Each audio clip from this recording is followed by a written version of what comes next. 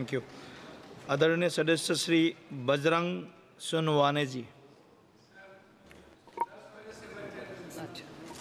होनेबल speaker sir, मी महाराष्ट्रातील बीड जिल्ह्यातून बोलत आहे।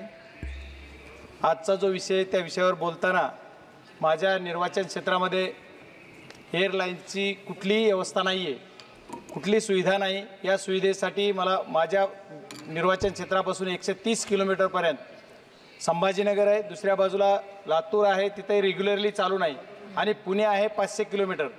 त्याच्यामुळे मला माझ्या निर्वाचन क्षेत्रामध्ये एक नवीन एअरपोर्टची आवश्यकता आहे आणि हे तुम्ही आपल्या माध्यमातून सरकारला आपण निर्देशित करून मला देण्याची कृपा करावी।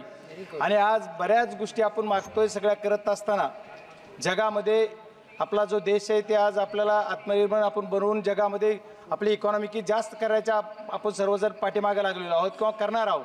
आणि आज आपल्या देशामध्ये कुठल्या फक्त 2च कंपन्या जगामध्ये हे बनवत आहेत, बोईंग आणि एअरबस या दोन्ही कंपन्या फक्त विमान बनवतात, बाकीच्या दुसऱ्या कुठल्याही कंपन्या बनवत नाही, किंवा चायना बनवतंय, अमेरिका बनवतंय, आपण बनवत नाही। आत्मनिर्भरमध्ये जर आपल्याला चांगलं प्रगती करायची, देश एक नंबरला आणायचा आहे, सर्व करायचं आहे, तर मग आपण विमान कंपन्या किंवा विमान बनवण्यासाठी आपला देश का पुढाकार घेत नाही? आपल्या देशानेही पुढाकार घेतला पाहिजे आणि आपण सुद्धा एअर बॅग बनवले पाहिजेत। आणि देशातील जी विमान सेवा आहे ही सर्व विस्कळीत आहे।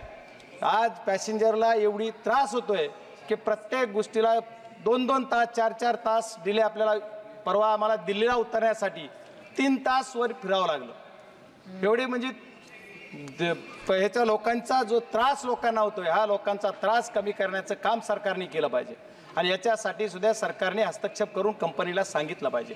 आमच्या पुण्यामध्ये इंटरनॅशनल एअरपोर्ट होणार आहे, कधी होणार आहे? आम्ही ऐकून कंटाळा आला, पण आणखीही होत नाही। त्याच्यामुळे पुण्यासारख्या एक आज आमच्या महाराष्ट्रामध्ये सर्वात बिगेस्ट सिटी म्हणून जी ओळखला जाते, सर्वात सुंदर सिटी म्हणून ओळखली जाते, या शहराला जे आपण इंटरनॅशनल एअरपोर्टचा दर्जा देणार आहात, हा लवकरात लवकर दिला पाहिजे। आणि पुण्याची कनेक्टिव्हिटी जर झाली तर आम्हाला मिडलला महाराष्ट्राला चारी बाजूनं महाराष्ट्रासाठी ते चांगलं होईल। आमच्या शेतकऱ्यांसाठी सुद्धा एक जर आमच्या बीड जिल्ह्यात जी मी बोललो तिथं जर तुम्ही एअरपोर्ट दिलं तर माझ्या लातूर असेल, धाराशिव असेल किंवा इकडनं बीड असेल, या 3 जिल्ह्यासाठी खूप चांगल्या पद्धतीची त्याची व्यवस्था होईल आणि आमच्या शेतकऱ्यांना सुद्धा विमानाचा लाभ होऊन आम्ही मुंबई असेल, पुणे असेल, दिल्लीला येऊ शकू। आम्हाला बऱ्याच जणाला दिल्लीला यायचं असतंय, दिल्लीसाठी आपल्याला विमानाची सेवेचा वापर करायचा असतो, पण आमच्याकडे एअरपोर्ट नाही आहे। त्याच्यामुळे एअरपोर्टची सुविधा आमच्या बीडला झाली पाहिजे, ही आपल्या माध्यमातून मी सरकारला सांगू इच्छितो।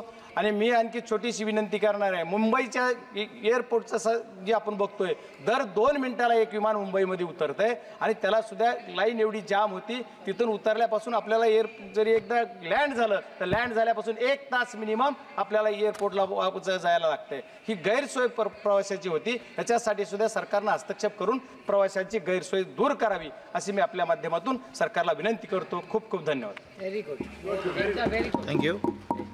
आदरणीय